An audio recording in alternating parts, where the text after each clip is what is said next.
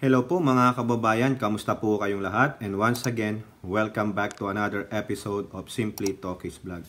Bago po tayo magsimula ng ating topic for today, for giving opinion and reaction, i-flex ko lang po muna yung Haya Nature Resort. For more info, punta lang po kayo sa kanilang Facebook page. At ganun din po, nagpapasalamat tayo sa lahat ng ating channel members, sa lahat po na nagre-replay ng ating videos, pumupunta sa ating mga video premiere, mga nagbibigay ng komento. Maraming salamat po sa inyo and God bless you all. So ang mga topic po natin ngayon ay about PBBM admin news, yung sa DA, kasi po medyo hot topic si Madam Cynthia Villar, yung sa Senate hacking, no, yung hacking na yan, kung ano ang gusto nilang gawin ngayon, yung isang article sa DOTR, at doon na po, no, doon na po tayo iikot ang ating mga pagbabalita at pagbibigay ng opinion at reaction.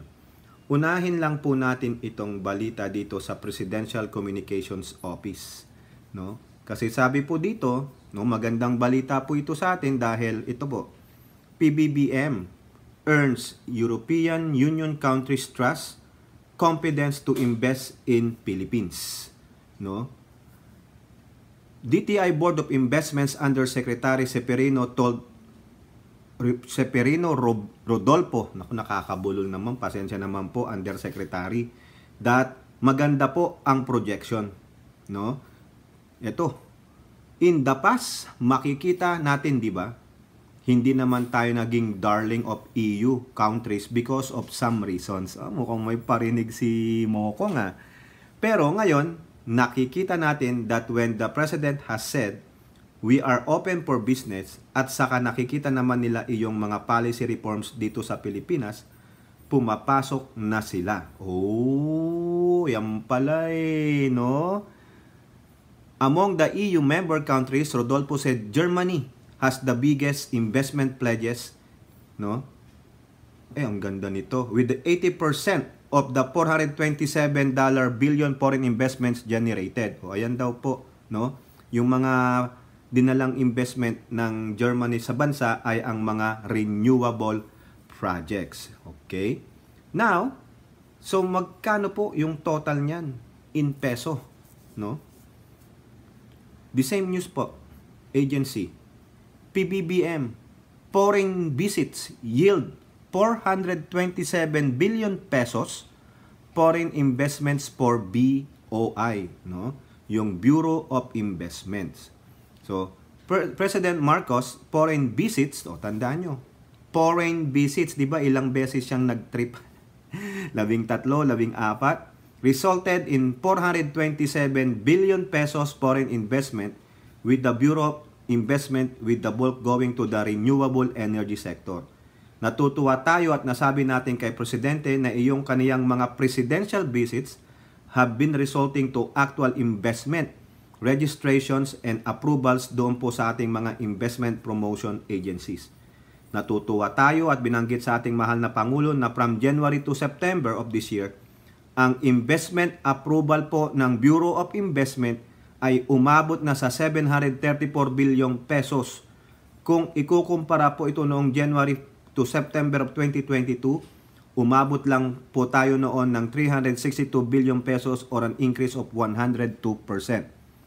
Yan. So, at least magandang balita po yan, no? Ang dami po nilang pinagbibigay ditong report, pero at least, sabi nila, 427 billion pesos of foreign investment for Bureau of Investment.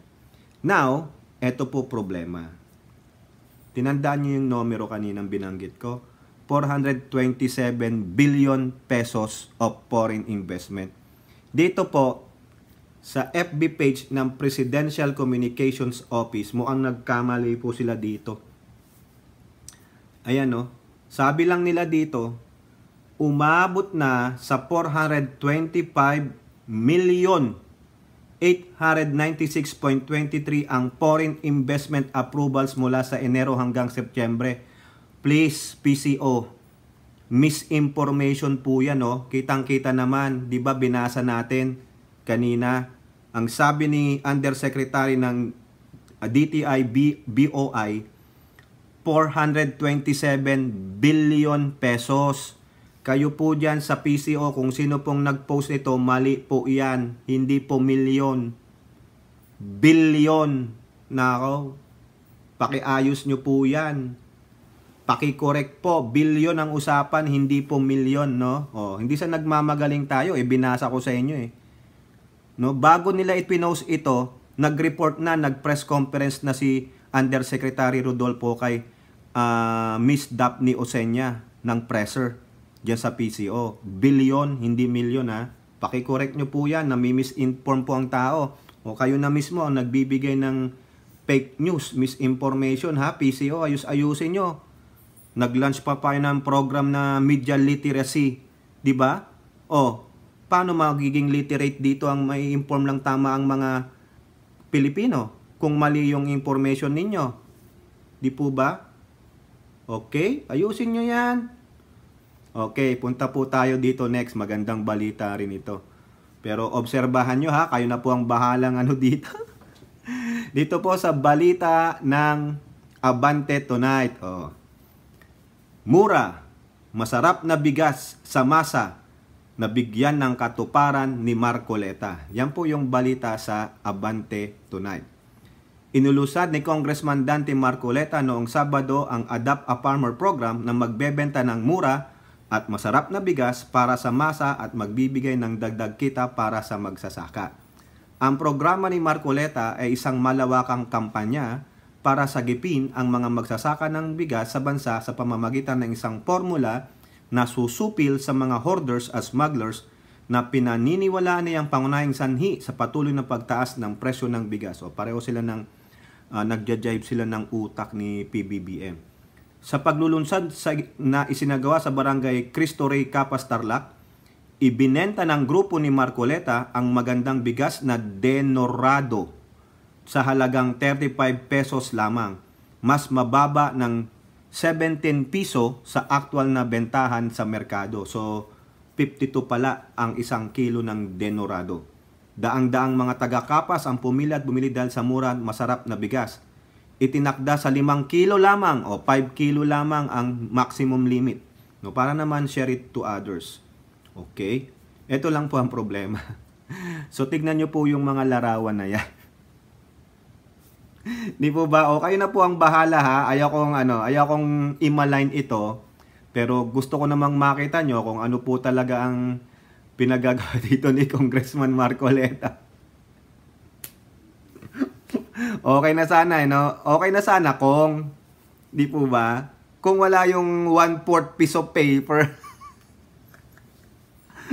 Very noble, very noble. No? At nakakatulong po sa ating mga kababayan makabili ng murang presyo ng bigas na may high quality. Denorado yan, masarap po yan.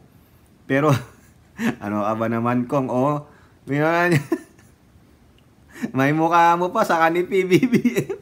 Asar na asar nga tayo dun sa word na epaltiko Bala na po kayo dyan, no? Ayaw ko na pong gatungan, no? Kayo na pong bahala dyan. Pero, sa akin po, commendable yung ginawa ni Congressman Marcoleta. Wala po akong masamang tinapay dun sa ginawa niya na at least pinatikim niya ng masarap na bigas ang ating mga kababayan dyan sa sa Capas, Tarlac, at may maganda siyang programa para po malabanan ng hoarder, smugglers at matulungan ang mga kababayan nating magsasaka, which is a very commendable po. Congrats po, Kong, pero ang medyo isang flaw yun, 1/4 sheet of paper. Para ka naman nag-exam, Kong. Parang yung teacher namin ng high school, get a piece of paper, 1/4. Ay, may 1/4 ka. 1/4. Anak na siyo. Bahala na po kayo. Ano po sasabihin nyo dyan? At least may magandang balita kay Kong Marcoleta. At least, tumutulong siya sa programa ng Pangulo. Iyan ang dapat naging senador ng Siopaw. O pwede ka na sigurong maging DA Secretary, Kong. Okay. Since ang usapan ay bigas, nandyan yan sa DA. Ito lang po nakita ko. Ito magiging president kasi ito Itong news na to sa Inquirer nung pang January 11, 2023. No?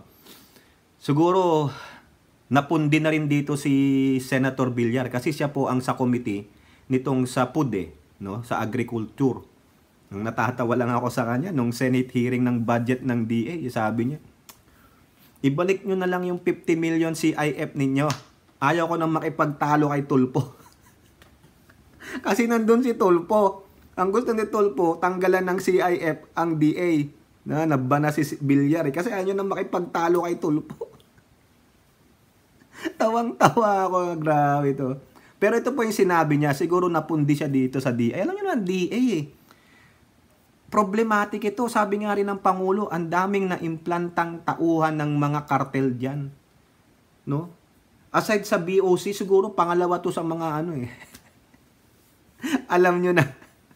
Ito po, Department of Importation, Cynthia Villar plugs DA importation policy anew. O di ba kasi ang hilig mag-import nitong DA? Konting ano lang, oy ano, mag-import na tayo. Hindi pinag-aaralan maigi, lalo nung panahon ni Pangulong Duterte. Di ba? Yung nanonood ako ng isang show diyan, biruin mo yung sa VFAR, yung kasi sangay nila yung VFAR eh, an agency yan under the DA. Yung DA secretary, import ng galunggong. Tapos, malay mo, ini-import niya, galing pala dun sa China, kinukuha dun sa Scarborough Shoal natin, o di ba? Sabi ni Recto yan eh. Di ba? Para kang na-double murder dyan po dyan. Ayop na yan. Kaya nagalit si Villar, oh. Given its importation records, it is no surprise for Senator Cynthia Villar that the Department of Agriculture is being called the Department of Importation. Import dito. Ay, sabi niya, during that hearing, sabi niya, it should have been reminded that DA that importation should just have been a temporary and not a permanent solution to supply shortage. Kaso ang ginagawa ng DA, parang natataranta sila. Pag kunwari lang na, uy, shortage, wala tayong ano. Parang yung solution nila is a temporary fix. It's not a permanent fix. Kaya yun ang problema. Hindi, mga incompetent naman pala. Bakit you're still there? Because you're a career civil servant? Diba? Sino nagsasuffer? Di yung mga consumers, hindi naman retailers or traders eh. The consumers. Kaya nagalit siguro si Villar. Ha? Department of Importation. Kulang na lang sabihin ni Cynthia Villar, mga leche kayo. Ayan. Ang inyong mandate is to have a developmental program that will produce enough supply for the Philippines at a competitive price. Yun ang mandate ninyo. Hindi nyo mandate na kung may gustong mag-import, bibigyan nyo ng import permit. That's not your mandate. Correct. Tama ka dyan, Cynthia Villar. Ba't di natin to nakita? O ayan na. Ayan na yung president. Ito kasi, meron kasing nagbabudget hearing. No? Ito yung mga sakay ng mga agencies attached to the Department of Agriculture. O eto, kahapon, October 17, Cynthia Villar hits Philippines importation habit. Yan na naman. Diba? Bobo ba tayo? Kung yung DA tinawag niyang Department of Importation, parang ano ka, Madam Villar, para ka na si Madam Senatora, the late, the very intelligent, no, Senatora Miriam Santiago. Pero medyo malayo po kayo doon. Talagang bright po yun si Madam. Pero yung ano mo, yung mga pronouncement mo, Department of Importation, bobo ba tayo? Bakit niya nasabi yan, mga kababayan? Senator Cynthia Villar again lambasted the country's strong or habitual liking for importation and questioned the 10 billion peso budget for imported chemical fertilizer. Ito naman ang ini-import, chemical bulol talaga si Tokes, chemical fertilizer. Sabi niya, oops, naputol tayo, may tumawag eh. So ito po, aba, 10 billion. Nasyak ako sa 10 billion pesos para sa importation ng fertilizer. Nasyak ako dun ah. Ayun po yung sabi niya during the Tuesday hearing on the proposed 167.5 billion budget of the Department of Agriculture. Ay, talaga tong mga to. Sino kaya dyan ang tao ng kartel? The senator then questioned the government's policy on importation. which she said should only be temporary solution to any supply shortage. O sinabi niya na rin ito nung January 2023, di ba? Dahil nga Department of Importation Bakit tayo mag-i-import? Ba't hindi natin bilhin yung ating sarili para nabibigyan natin ng trabaho yung kapwa natin Pilipino na naghihirap? Alam mo, nung araw tayo pinasikat, pero ngayon talong-talo na tayo, tama? Yung mga articles na nababasa ko, talo na tayo ng Vietnam, talo na tayo ng Thailand, talo na tayo ng Indonesia. Anong nagawa mo kasi, madam? Anong magagawa mo? Pinatalsik nila yung mayroong idea niyan, yung bright. Ang ipinalit, yung tanga na madyongera. Hindi sinunod, hindi ipinalo up ang programa ng matalinong presidente. Binaliwala. So naghirap tayo, pinabayaan ng agrikultura. Di po ba? Bakit? Bobo ba tayo? Natatalunin tayo ng lahat, ha? O mahilig lang tayo mag-import kaya hindi natin ma-develop yung ating mga sarili? Hindi po tayo bobo, Madam Senator Villar. Kundi, mga salaula po ang naipipwesto sa ating mga government agency. Mga ganid na sisilaw ng pera. Hindi po tayo bobo. No? Tingnan mo, yung mga OFWs natin, mga leader na nakapagtatayo sa mga malalaking gusali, sa mga pipeline, malalaking proyekto sa ibang bansa, nandoon tayo. Matatalino rin yang nasa gobyerno, pero inuuna ang kinang ng pera. Yan po yan. Ayaw na nilang mag-isip. Ang gusto na lang nila, import tayo kasi may pera dyan. Ngayon, yung mga bagagaling dyan, tiyak, takot na, umaaray na lang yung I'm just gonna, if I cannot beat them, join them. Mapupunyeta pa ako, o di po ba? Sabi niya, instead of spending 10 billion on imported chemical fertilizer, Villar urged the government to invest in composting machines that produce fertilizer from kitchen and garden waste. May punto naman siya. Makakasave tayo ng 10 billion, mabibigyan ng trabaho yung mga manggagawa, at kikita pa tayo. Di po ba? Hindi. Itong mga to, walang inisip kundi import. Dapat tanggalin yung mga yan. Di ba? The senator pointed out that since 2002, she has been spending her own money to buy composting machines every year for Las Piñas City. To this date, she said the city has 89 composting machines that can produce 89 tons of organic fertilizers every month. Maganda, ikaw na lang kaya ang mag-head ng DA. Tapos pagtatanggalin mo dyan ng mga bulok. Di ba? Yan, maganda naman pala Huwag ka na mag-senator, mag-DA secretary ka na lang. Maganda pala idea mo. Sayang naman ang talino mo dyan. Di po ba? And then, pinamibigay ko po yan sa mga farmers saka urban gardeners na binibigyan ko sila ng libreng seeds kasama niyan para magtanim sila ng gulay para pag wala sila trabaho, hindi sila magugunap, hindi sila magnakaw. Correct! Tingnan mo, ang ganda ng idea niya, Pero itong mga tauhan sa DA, Pangulong Bongbong Marcos, pwede ba? Take a clue. No? Kay Madam Cynthia Villar. Ayun pala, may alam pala siya, Ba't hindi kayo magtanong dyan? Ang laking pera niya, bilyon mga kababayan, bilyon. Pero ilang porsyento lang ang magagamit nila. The rest, let's go to the very 5-star restaurant, dude. Eto pa, talaga yung hearing niya kung mapanood nyo yung kahapon. Nako, kulang na lang pagbabatuhin ni Senator Cynthia Villar Eto pa, nahihimatay ako sa inyo. Maloloka ako sa inyo. Naku. Alam mo, Madam Cynthia, ikaw ang mag-head ng DA. Sabi mo kay Bongbong, Bongbong, ako na nga lang, i-appoint mo ako. And I'm gonna kick their asses out of that department. Ang ganda ng idea ni Villar dun sa pataba. Di ba? Bakit daw siya maluloka? Bakit siya mahihimatay? Eto pa. Aside sa fertilizer, ano pa nakita niya? Senator Cynthia Villar erupted anew on Tuesday over the poor supply of locally produced milk.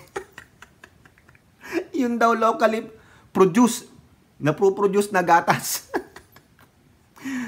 At the receiving end of her ire, were the top officials of National Dairy Authority, yung NDA naman, and the Philippine Carabao Center. Ay, meron pala tayo yan. Philippine Carabao Center. Ano ko ng show po? Alam mo, pag ganyan kayo sumagot, sasabihin ko, napakabobo nyo! Napagalitan yung mga bibili ng fertilizer. Napagalitan itong mga nasa Philippine Carabao Center at National Dairy Authority. Madam Villar, ang sarap mong panoorin talaga. Napakabobo nyo, be. Buti nga sa inyo. Sasabihin mo sa akin, dairy animal, 24,000. Tapos sasabihin mo, may lalaki. Naggagatas ba yung lalaki? Sino bang naggagatas na kalabaw? Pag dairy animal, walang lalaki. O, tingnan mo. She is called NDA Administrator Gabriel Lagamayo. Ay nako, Lagamayo. Ano ba yan? Naiinis ako.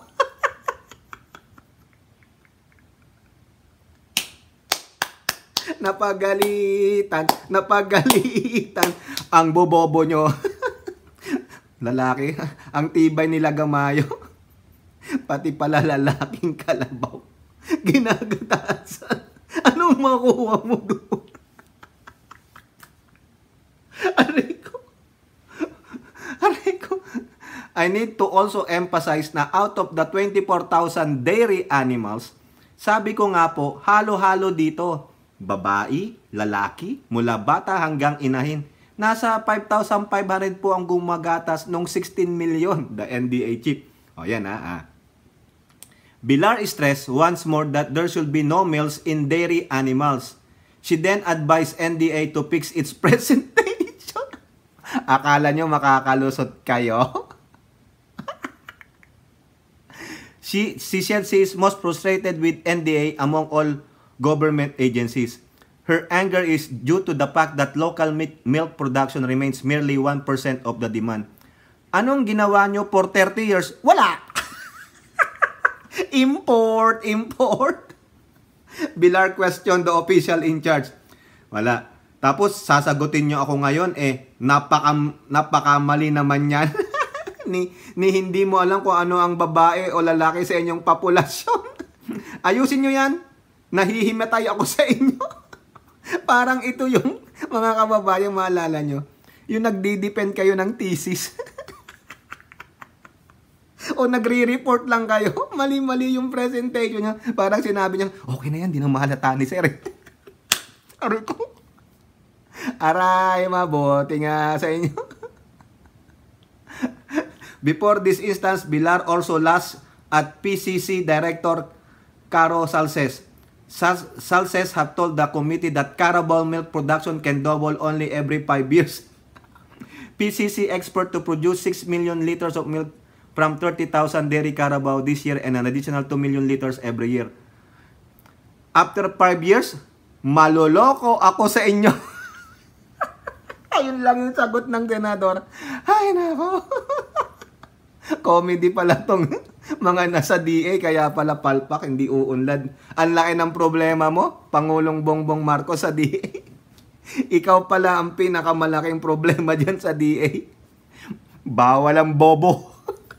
Senator Villar, dapat pinag-guest appearance mo si Larry Garon para pagsasabihin mong bobo, sabihin nyo, mga bobo! Sasabihin ni Garon. O di kaya, bawal ang bobo! Tawang-tawa ako dito. O okay, punta na po tayo. Labas na tayo dyan kay Senator Villar. Madam, saludo po. Thumbs up kayo. Tama po yan. Tama po yung ano nyo. Wag lang si Rapi Tulfo yan kasi si Rapi Tulfo walang kwenta. Grad study lang. Mas nakakatawa si Madam Villar. Nahihimatay ako sa inyo. Maloloka ako sa inyo. Baka ipasok na ako sa Mandaluyong. Hindi ako nakatira sa Mandaluyong. Sa Las Piñas ako nakatira. Ano ba yan? Baka biglang mag-quit si Madam Senator. Ayoko na nga dyan sa DA. Tangina Bongbong Marcos, ayusin mo yan. Mga bobo yung mga tauhan mo dyan. Pwede ba lagay mo dyan si Larry Gadon? Anak ng siopaw. O ito, labas na tayo dyan. Punta naman tayo dito sa hacking ng DICT. O yan po. Spot of hackings after PhilHealth cyber attack, no coincidence. Ano daw yun? Yung tuloy-tuloy na pag-hack after nung PhilHealth. Maalala nyo, PhilHealth, PSA, DOST, PNP, yung HOR, House of Representatives, tapos ito nga po yung Senado. Nakakatunog sila. DICT believes that the hacking incidents into our government website and databases following the cyber attack on the state health insurance are not a coincidence. Parang ano to, yung hindi naman simultaneous. Kasi pag simultaneous, isahan yan eh. One after another. Yun. Pero bakit yun ng mga ahensyang pinipili nila? Diba? PhilHealth, PSA, DOST, PNP, HOR, Senate.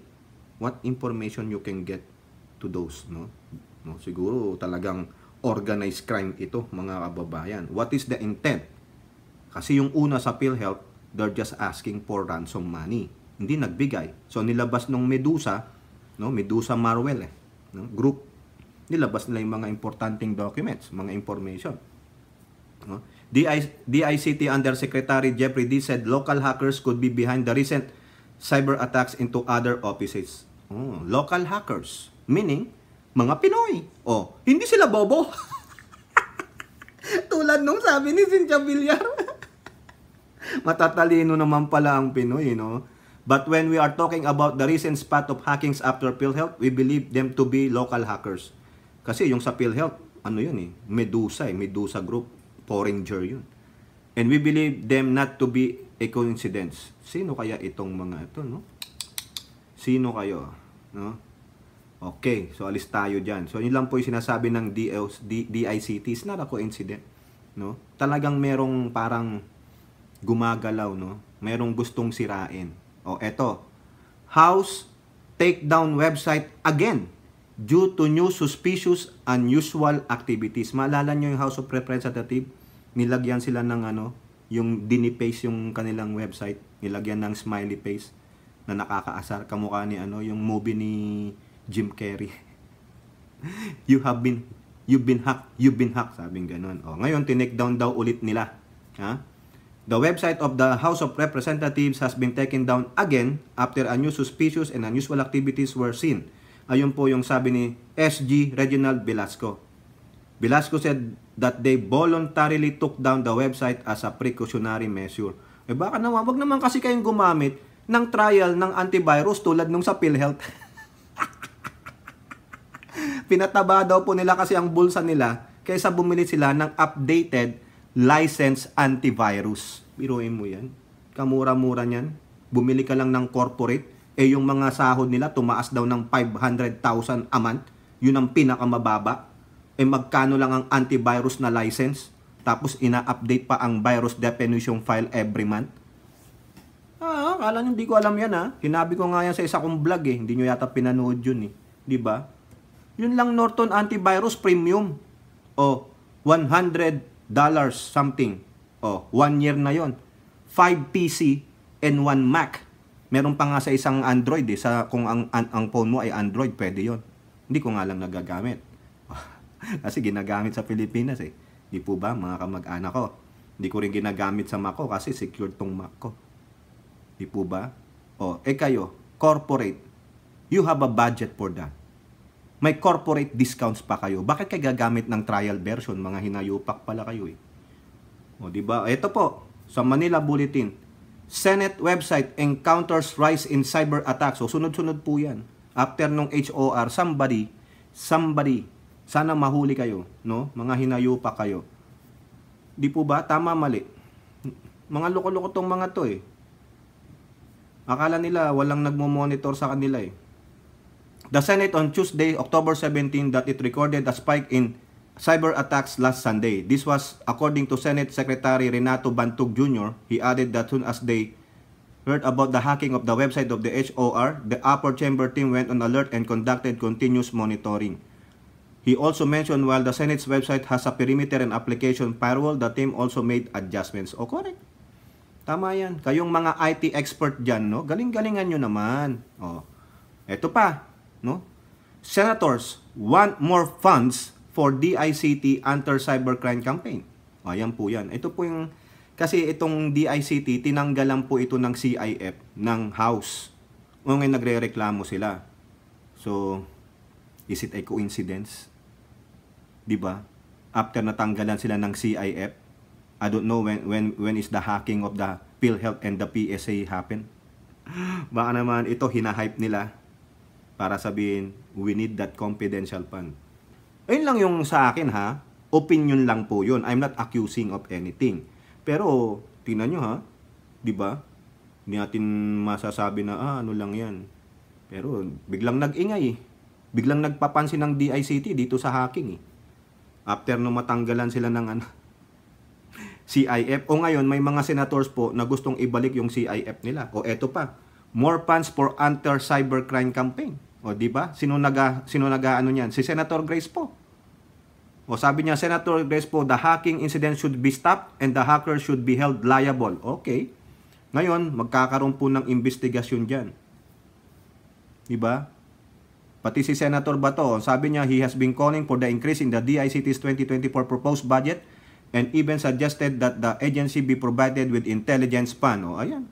Tapos si Hontiveros nga po, sinabi natin na magpapile siya ng resolution para imbestigahan nga po itong hacking dyan sa mga government agencies.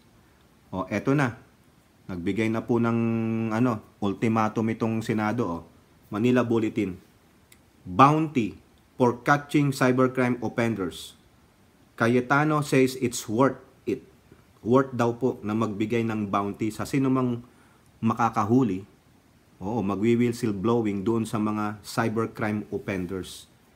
Amid the numerous cyber attacks that government agencies suffered from the past weeks, Senator Alan Cayetano floated the idea of providing reward money for catching perpetrators behind cyber attacks provided that there's a steep penalty for it. Correct. Yung crime na ginawa nila, kulong for 5 years. Yung nagsumbong sa kanya may 250,000 pesos or 500,000 pesos. Diba? Tama. Makulong kayo ng 5 years. Ay, mali po yung ginagawa ninyo eh. Meanwhile, Cayetano also stated that confidential intelligence funds are clearly needed by agency that deal with security. O yan, bigyan nyo na kasi yan. Diba? O etong masakit. Ito ang katotohanan dito. GMA News Online. Filipino cybersecurity experts lured. Gumugulong ang investigasyon sa pag-hack sa website. So ito po mga kababayan, ito ang masakit na katotohanan. Diyan po sa balita ng GMA News Online. Filipino cybersecurity expert lured by better pay abroad, says DICT official. Siyempre, the grass is greener on the other side. So what you gonna do? Underpaid ka dito? Underappreciated ang talent ninyo? Eh kung may nag-offer ng mas malaki, triple ang sahod, why not? Coconut, di po ba? Parang yung mga frontliners din yan. The nurses, the doctors, the pharmacists, caregivers.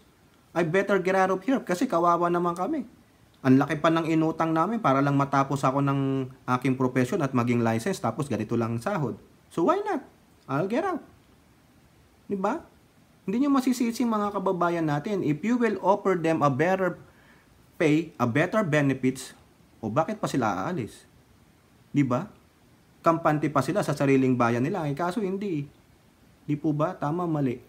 Hindi natin babasahin yung laman. Eh, evident naman na ganyan ang katotohanan. Di po ba? Oh. Wala yan. Ito lang. Senate probe into cyber attacks on government website SOT. Ayun, sasabi na natin yan kanina. O dito po, isama na lang natin to saglit, no? Naalala nyo tong si DOTR Chief Bautista? Di ba, ina-accuse sila lang ng yung corruption dyan sa DOTR nung si Jeff Tumbado. Kaso nag-recant. Ngayon, ang ginawa po ni Bautista, nag-file po siya ng cyber libel.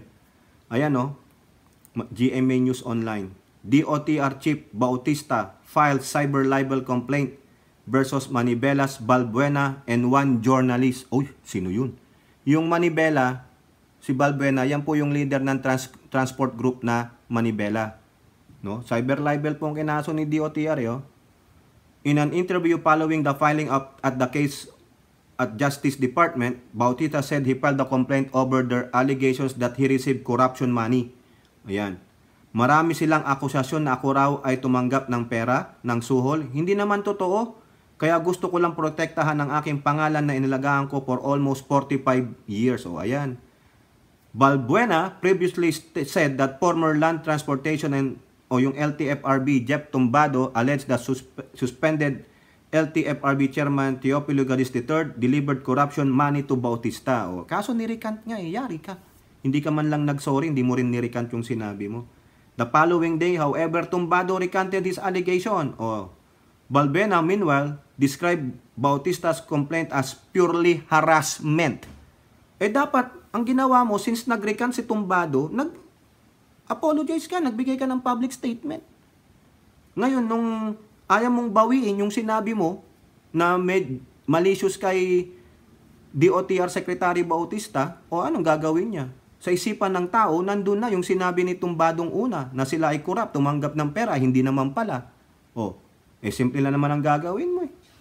Masama ba yung sabi mo, ano na si Tumbado, nag-recant na. Hindi daw pala sila yon. Sabihin ko na rin, apologize na rin ako, hindi pala sila yon. Mahirap ba yon? Pero ito sinasabi niya, purely harassment and abuse of power. Hindi po ako mapapatahimik ng kahit anong kaso para ilabas ang katotohanan. Yun naman pala. Di ikaw na rin ang magsampa ng kaso sa ombudsman. Di ba? Ang tanging pinoprotektahan nila ay ang sarili nilang interes at ang pinoprotektahan natin ay interes ng taong bayan. Di good luck sa'yo. Ito naman po, itong isang journalist daw na ito, yung kinasuhan, no? For his part, Panganiban said he had only been reporting the news. I have no idea what this is all about. I have simply been reporting the news just like everyone else. Yan. Meanwhile, when asked if the complaint might create a chilling effect, Bautista said the public should wait for the result of the process. Hintayin na lang natin yung magiging result ng proseso. May proseso naman yan, hintayin na lang natin. Ang tanong dito, tama ba yung ginawa ni DOTR Bautista na mag-file ng cyber libel complaint? No? Is he not, ano ba yun ang tawag doon? Meron ba siyang power na gumawa ng ganyan? He's a government official? Tanong lang po ha, correct me if I'm wrong. Okay? So yun lang po no mga kababayan. Comment down below and don't forget to like and share. Hope to see you on our next videos. Bye bye. God bless.